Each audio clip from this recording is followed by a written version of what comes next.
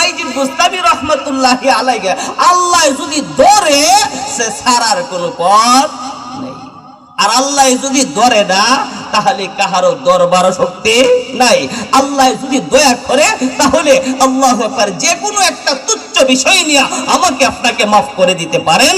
আর আল্লাহ যদি মাফ না করে কাজ হবে না। বাইজিদ বুস্তামি কয় আমি আমার জীবনে যত নেক আমল করেছি আল্লাহু আকবার এই নেক আমলের দ্বারা যে আল্লাহর সন্তুষ্টি অর্জন করব জীবনেও সম্ভব নয়, জীবনেও সম্ভব নয়।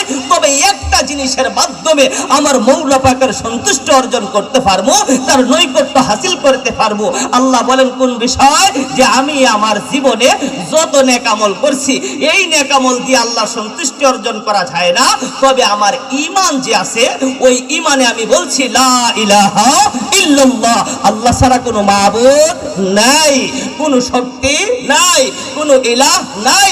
এইটা আমি অন্তর দিয়া বলছি, জবান দিয়া বলছি, জবান দিয়া সাক্ষ্য দিচ্ছি, অন্তর দিয়া বিশ্বাস করছি। আল্লাহ বলেন ও বাইজিদ বুস্তামি এইটার মধ্যেও বেজাল আছে, এটার মধ্যেও কি আছে? বেজাল আছে। বাইজিদ বুস্তামি কো আল্লাহ আমলে ভেজাল থাকতে পারে, কিন্তু আল্লাহ আমি জানি তুমি আল্লাহ ছাড়া কোনো মাবুদ নাই, যত শক্তি একমাত্র তুমি আল্লাহর, এটা আমি মনে প্রাণে বিশ্বাস করছি। আমি জবান দিয়েও সাক্ষী দেই। আল্লাহ তুমি বলো এইটার মধ্যেও ঝামেলা আছে? আল্লাহ বলে হ্যাঁ এটার মধ্যেও ঝামেলা আছে। যদি আল্লাহ ধরে ছাড়ার উপায়।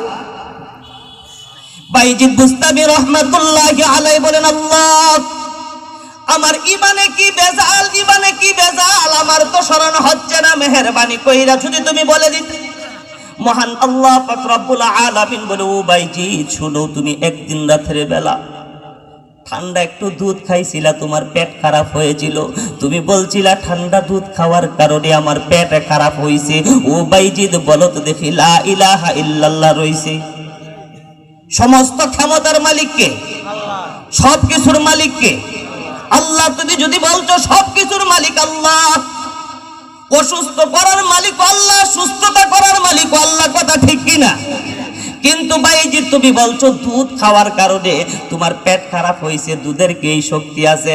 যদি দুধের এই শক্তি থাকে তাহলে তোমার পেট খারাপ করেছে। তুমি যদি এই কথা বলো তাহলে বলো তো দেখি তোমার ঈমান জায়গায় রয়েছে কিনা?